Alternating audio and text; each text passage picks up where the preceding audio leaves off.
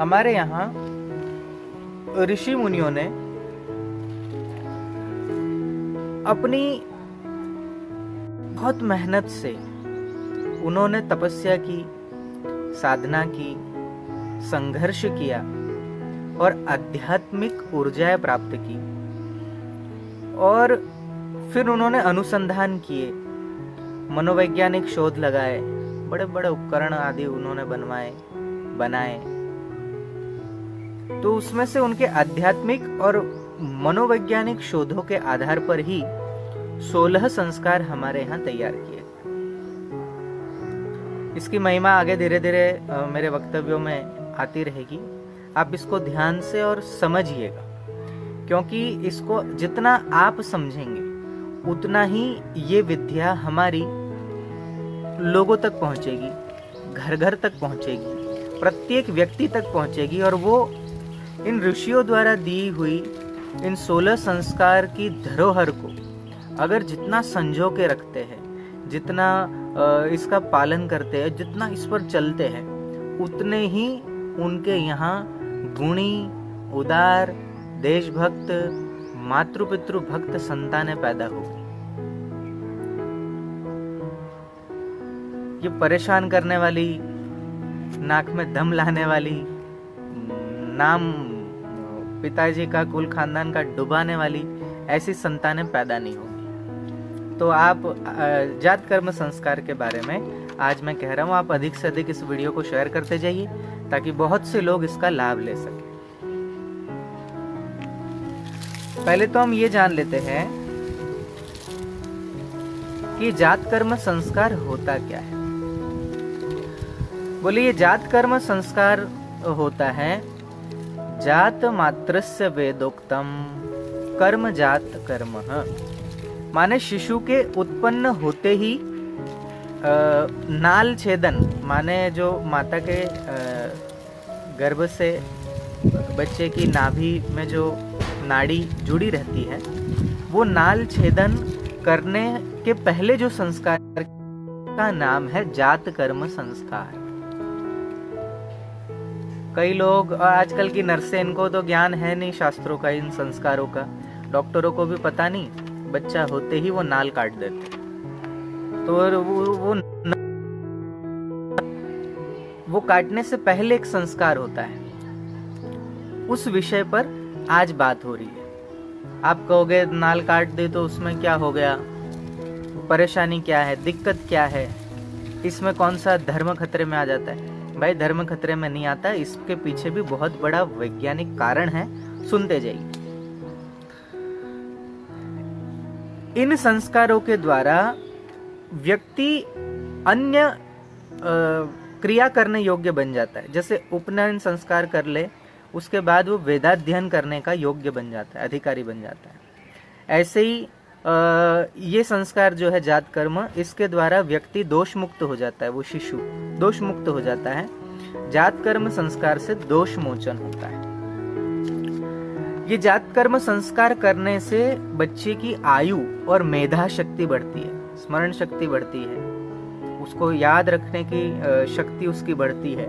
इसलिए इस संस्कार को हमारे शास्त्रों में 2 नाम और दिए गए, आयु वर्धक संस्कार और मेधांजन संस्कार। ऐसे 2 संस्कार इसी जात कर्म संस्कार के अन्य नाम भी दिए गए हैं। अब ये किया कैसे जाता है, ध्यान से सुनना। आचार्य चरक जी कहते हैं कि ये संस्कार होने के बाद जब नाल छेदन हो जाए, फिर ही माता उस शिशु को स्तनपान कराए, उससे पहले न कराए। ये संस्कार बहुत जरूरी है। वो बताते हैं आचार्य चरक जी, अतोनंतरम जात कर्म कुमारस्य कार्यम तद्यदा मधु सर्पिषि मंत्रोपमंत्रिते यथाम नायम प्रथमम प्राशितुम दद्धात स्तनमत ऊर्ध्वमे तैनैव विधिना दक्षिणम पातु पुरस्तात् प्रयच्छेत। के जैसे ही बालक जन्म ले तो नाल कटे उससे पहले, नाल छेदन हो उससे पहले बालक को, वो बाहर के किसी की आवाज सुने उससे पहले बालक को पिता के हाथ में देना चाहिए। और पिता बड़ा प्रसन्न होता हुआ बालक के सीधे कान में, दाहिने कान में बोले, ओम अश्मा भव, ओम परशुर्भव, ओम हिरण्यमस्तुतं भव। ये 3 शब्द बोले। ये 3 शब्द बोलने से उस बालक में चेतना आ जाती है। अश्मा भव, तू चट्टान की तरह बन, आई हुई विपरीत परिस्थितियों का सामना कर। ओम परशुर्भव, तेरे अंदर शौर्य जागे। ओम हिरण्यमस्तुतं भव, बड़े से बड़ी विघ्न बाधाओं का नाश करते हुए हिरण्यमस्तुतं भव माने सुवर्ण वाला, सुवर्ण से युक्त बन, धन धान्य से युक्त बन, ऐसा पिता के द्वारा बोला जाए। और उसके बाद, ये बोलने के बाद एक कटोरी में, चांदी की कटोरी हो, कांसे की कटोरी हो, उसमें आधा चम्मच शहद और 3-4 बूंद घी, माने असमान मात्रा में घी और शहद लेकर अभिमंत्रित करने का मंत्र है।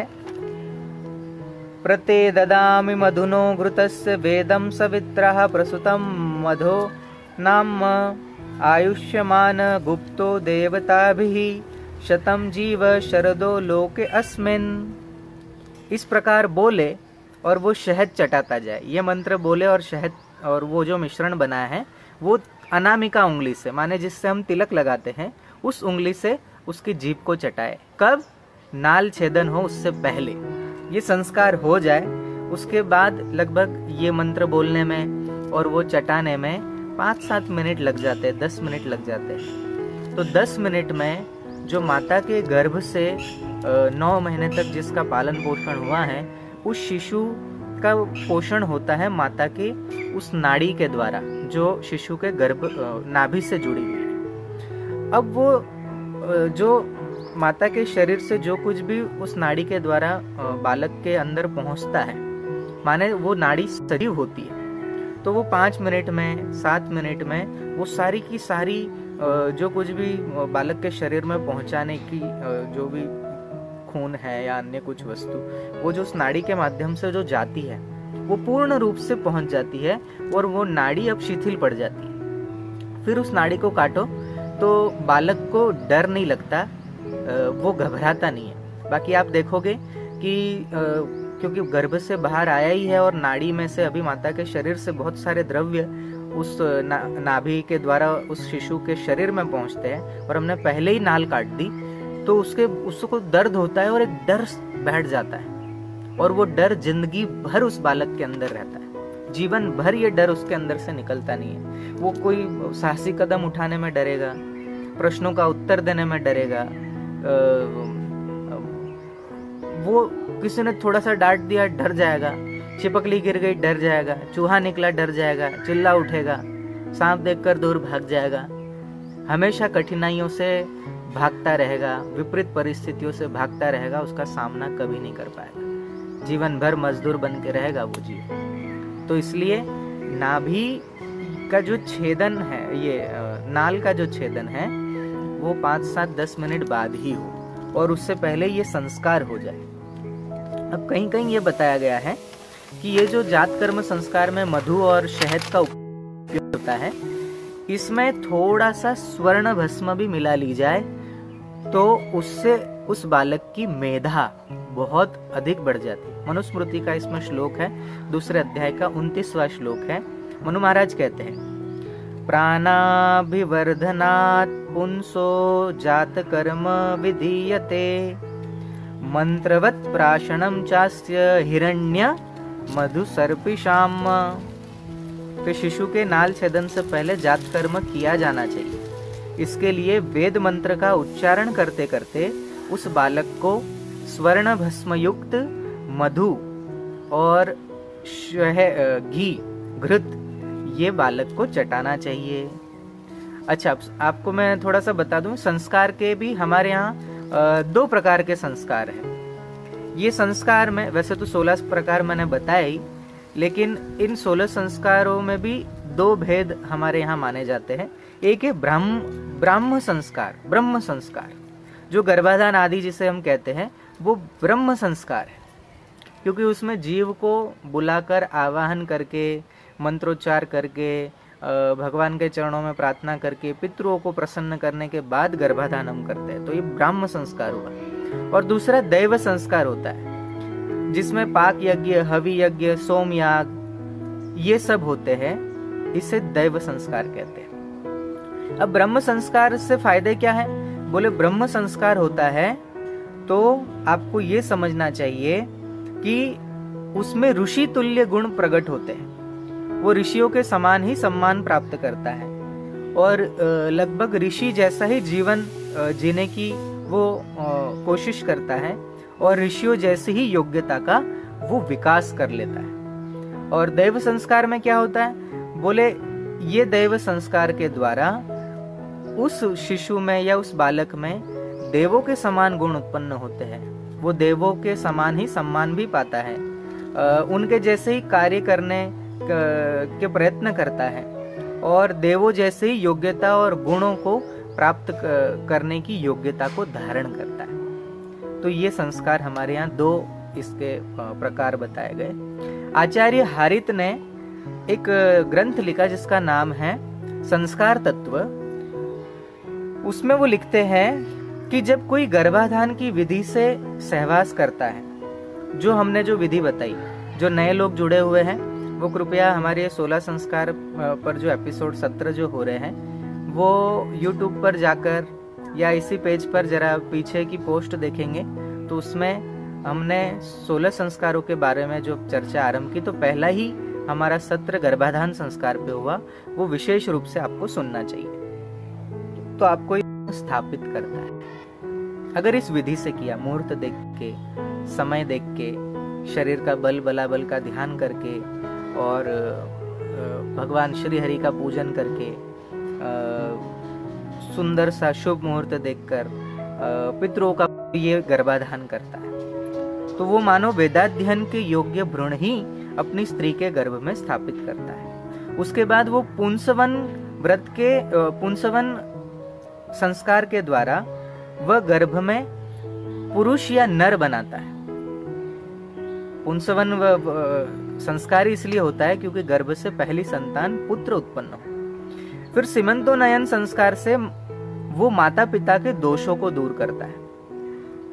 माता पिता के द्वारा जो बालक में शरीर में कोई दोष आया है वो मैंने आपको बताया, कैसे उसकी आयु बढ़ती है, मेधा बढ़ती है, वो मैंने आपको कल बताया। उसके बाद कहते हैं कि सीमंतोनयन संस्कार से माता पिता के दोषों,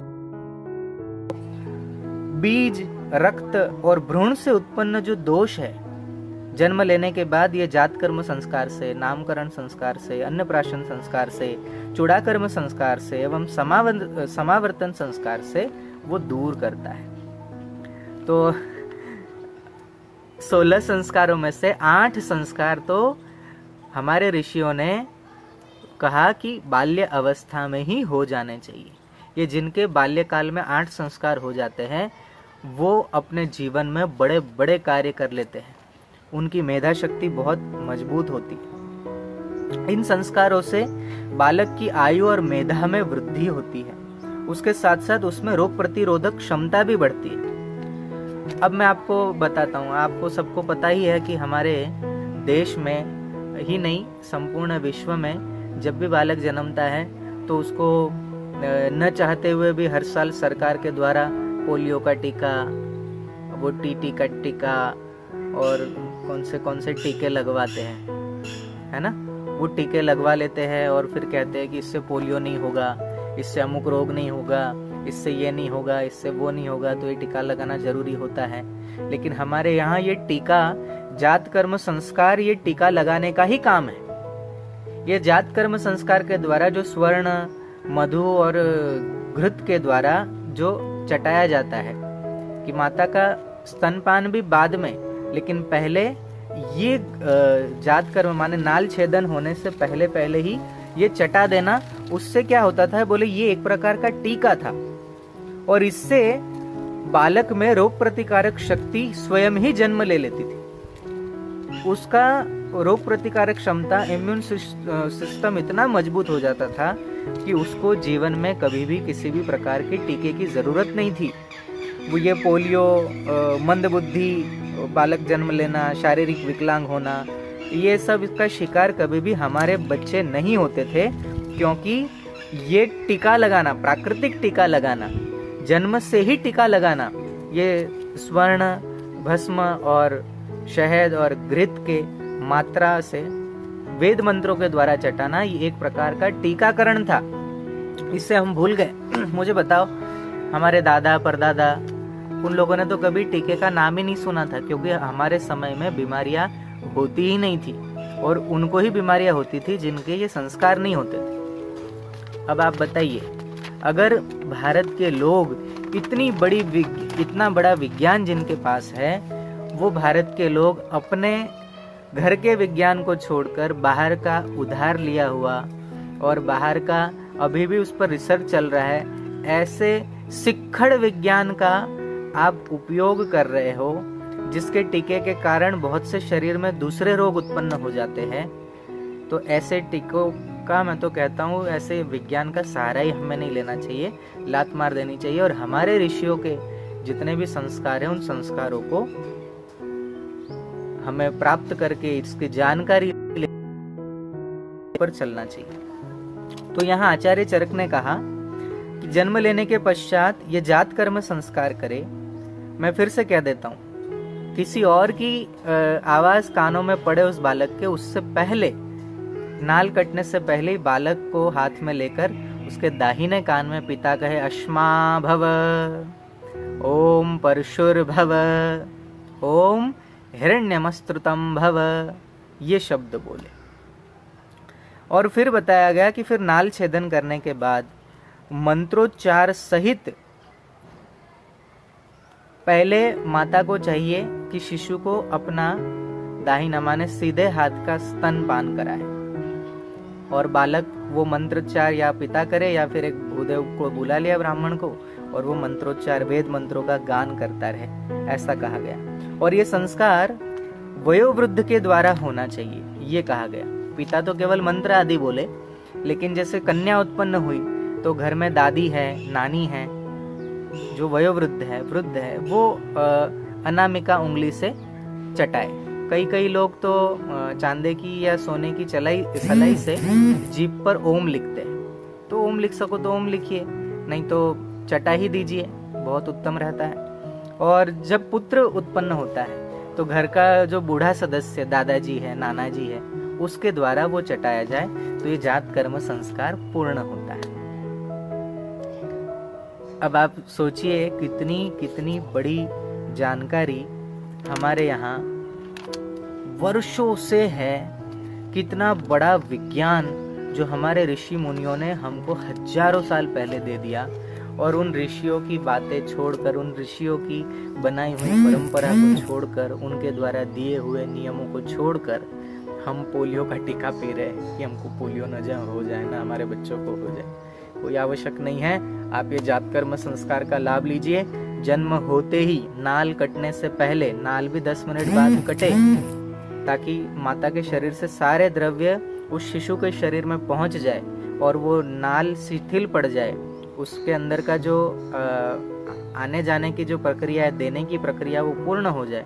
उसके बाद आप नाल काटोगे तो बालक रोएगा भी नहीं, डरेगा भी नहीं, जीवन भर साहसी बन के रहेगा। अब आप मुझे बताइए कि आज तक आपने इस संस्कार के बारे में सुना था? अब आप मुझे ये बताइए, क्या आपने ये संस्कार के बारे में सुना तो होगा ही नहीं, लेकिन जिन्होंने सुना, क्या आपने इसका अपने जीवन में अपनाया है? नहीं अपनाया तो मैं कहता हूँ कि आप अवश्य अपनाइए। अपने अड़ोस पड़ोस में कहीं भी बालकों का जन्म तो होता ही रहता है, तो उस समय मान लो गर्भाधान संस्कार आपका नहीं हुआ, कोई बात नहीं, विधि विधान से नहीं हुआ, लेकिन बालक अभी गर्भ में है, तो सीमंतोन्नयन माने गोद भराई आदि करते हैं, तो उस वैदिक पद्धति से करें। उसके बाद जात कर्म संस्कार भी इस पद्धति से अगर करते हैं तो बालक होनहार जन्म लेगा।